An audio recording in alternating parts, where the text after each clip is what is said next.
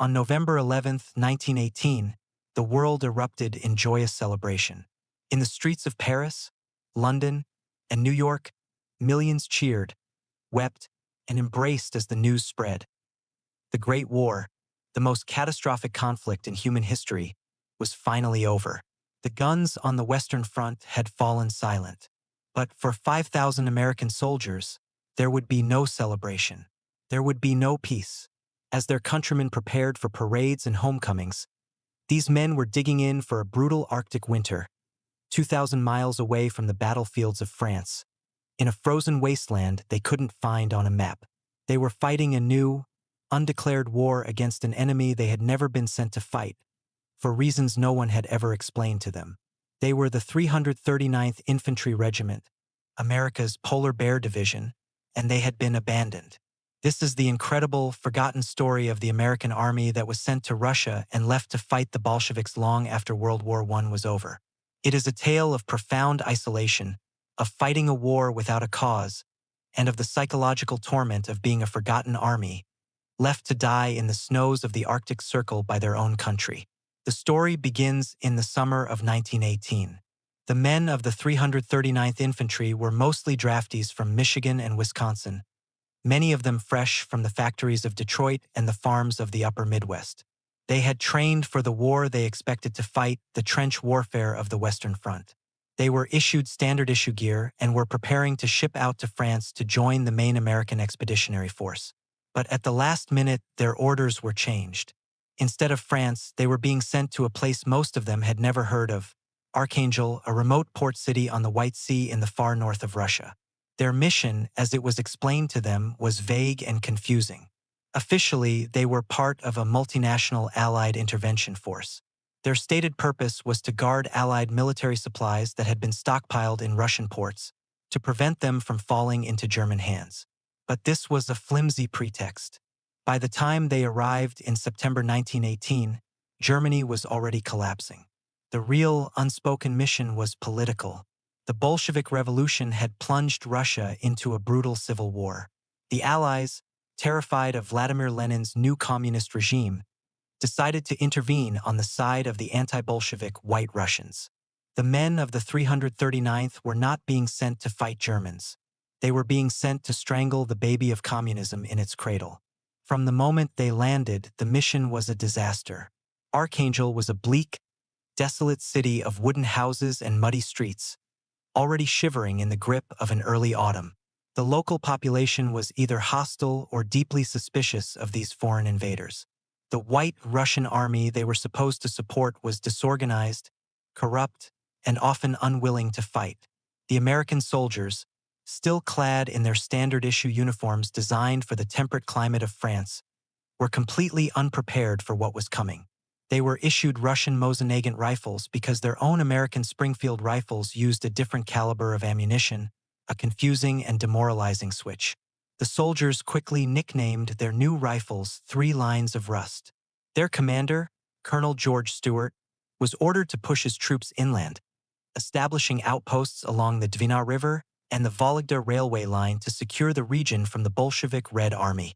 The men were loaded onto barges and sent hundreds of miles south, deep into a vast, impenetrable wilderness of pine forests, swamps, and tiny, isolated villages.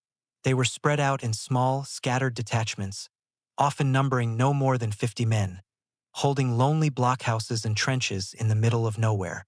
Their supply lines were tenuous, their communication was almost non-existent, and they were surrounded by a hostile forest and an unseen enemy. As the first snows of winter began to fall in October, a deep sense of isolation and dread set in. Then came November 11, 1918. The news of the armistice in France reached the men in North Russia via delayed telegraph signals. Back home, America was celebrating the end of the war. But for the men of the 339th, the message was met with stunned disbelief and bitter anger. The war was over, so why were they still here? Why were they still fighting? Their officers had no answers. Orders from the high command were clear. They were to hold their positions. The political situation was still unstable. The soldiers' confusion curdled into a profound sense of betrayal. They were no longer soldiers fighting a great war for democracy. They were pawns in a murky political chess game, abandoned in the Arctic. They began to call themselves the Polar Bears, a grimly fitting nickname for their frozen exile. As winter tightened its grip, their situation became a living nightmare. This was the Arctic winter, a force of nature more terrifying than any army. Temperatures plunged to 30, 40, even 50 degrees below zero. The sun would appear for only a few hours a day, a weak, pale disk in a perpetually gray sky. The world was reduced to a monochrome landscape of snow and dark pine trees. The soldiers' American issue wool uniforms were hopelessly inadequate. They were forced to rely on whatever Russian felt boots, fur hats, and sheepskin coats they could acquire. Frostbite was a constant enemy, turning fingers, toes, and ears black and numb. Life in their isolated outposts was a monotonous cycle of guard duty, patrols, and the constant, back-breaking work of cutting firewood. Their blockhouses, built from rough-hewn logs, were their only shelter. Inside, they huddled around with stoves, the smoke stinging their eyes, while the wind howled outside. Food was scarce and unappetizing, mostly canned bully beef, hardtack biscuits, and tea. The loneliness was crushing.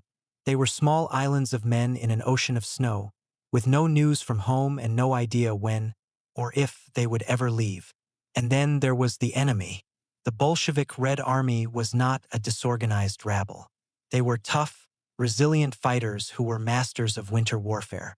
Clad in white camouflage, they would move like ghosts through the dense forests, launching sudden, savage attacks on the isolated American outposts.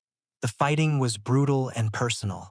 It was a war of ambushes, of desperate firefights in the blinding snow, and of silent, terrifying patrols where a single misplaced step could mean death. The Bolsheviks used propaganda with cruel effectiveness, leaving messages in the snow for the Americans to find. "Why are you here, American soldiers?" one read. "Your war is over. Your capitalist bosses have sent you to die for nothing. Go home." The messages struck a nerve because the soldiers knew they were true. The morale of the 339th plummeted. This was not a war they believed in. They were fighting against men who were defending their own homes at the behest of a white Russian government they did not trust, for a political cause they did not understand. A sense of mutiny began to brew.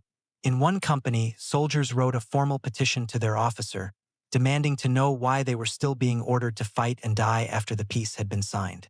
The incident was quickly suppressed, but the sentiment was universal. They felt like a forgotten army. Back home, the public was largely unaware of their plight. The newspapers were full of stories about the boys coming home from France. The Polar Bear expedition was a footnote, a secret war that no one wanted to talk about. The fighting reached its peak in the dead of winter, in January 1919. The Bolsheviks launched a major offensive, attacking the American positions along the Dwina River.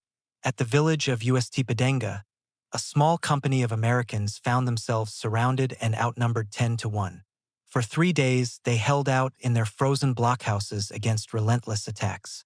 They fought off human wave assaults, their machine guns growing hot in the sub-zero air. When the Bolsheviks finally broke into their position, the fight devolved into a desperate hand-to-hand struggle with bayonets and fists in the snow. They were eventually relieved, but the company had suffered over 50% casualties. This was the reality of the war after the war. While their friends and brothers were being welcomed home as heroes, the men of the 339th were fighting for their lives in the Arctic, their sacrifices unknown, their purpose unclear. Their only goal was no longer victory, it was survival. They counted the days, hoping for the spring thaw, which they prayed would bring ships to take them home. Every plane they saw in the sky, every rumor that passed through the lines, was a source of desperate hope. But the winter dragged on, and the fighting continued. The soldiers' diaries and letters from this period are heartbreaking testaments to their psychological state. They wrote of a profound sense of abandonment and a deep, gnawing question that haunted them day and night. Does anyone know we are here? Does anyone care? Back in the United States, a small but determined group of people did care. The families of the soldiers, particularly in Michigan, began a relentless campaign to bring their boys home. They wrote letters to congressmen, they organized petitions, and they spoke to newspapers. They asked the same question their sons were asking in Russia. Why are our soldiers still fighting a war that is already over? The pressure began to mount. The Polar Bear expedition, which had been a quiet political maneuver, was becoming a public relations disaster for the Wilson administration. The press began calling it a senseless Arctic escapade. Finally, in the spring of 1919, the political will to continue the intervention collapsed. President Wilson, facing pressure from Congress and the public, ordered the withdrawal of American troops from North Russia. The news reached the men of the 339th in April. It was the moment they had been praying for 7 agonizing months. But their ordeal was not over. They had to fight their way back to the port of Archangel, conducting a difficult fighting retreat as the Bolsheviks pressed them from all sides. The spring thaw turned the frozen landscape into a sea of mud, making the retreat even more arduous. The last American troops finally embarked from Archangel in June of 1919, nearly 7 months after the end of World War I. They left behind over 230 of their comrades, buried in the frozen Russian soil. When they arrived back in the United States, they did not receive a hero's welcome. The country had moved on. The great victory parades were over. The public was tired of war and eager to return to normal life. The polar bears were a strange anomaly, veterans of a war no one understood. They were quietly discharged and sent home, their unique and harrowing experience largely ignored by the history books. For the men of the 339th, the experience left a deep and lasting scar. For the rest of their lives, they would be bound together by the memory of their frozen exile. They formed the Polar Bear Association, a veterans group dedicated to preserving their story and, most importantly, to recovering the bodies of their fallen comrades left behind in Russia. It would take them over a decade of painstaking effort and diplomatic negotiation, but in 1929, an expedition finally returned to North Russia and successfully recovered the remains of 86 of the soldiers. They were brought home and laid to rest in a special plot at Whitechapel Memorial Cemetery in Troy, Michigan, where a large marble statue of a polar bear stands guard over them to this day. The story of the American polar bears is a haunting chapter in military history. It is a stark reminder that wars do not always end neatly with the signing of a treaty. It's a story about the profound disconnect that can exist between the grand strategies of politicians and the grim reality faced by the soldiers on the ground. These men were sent to fight for a cause that was never clearly defined, in a war that was never officially declared, and were left to endure one of the harshest environments on Earth long after the world believed peace had returned. They were not fighting for democracy or to end all wars. They were fighting for each other. They were fighting to survive until the day they could finally go home. They were America's forgotten army, and their ordeal stands as a powerful testament to the psychological cost of being abandoned on a hidden front, left to fight and die, alone in the Arctic cold.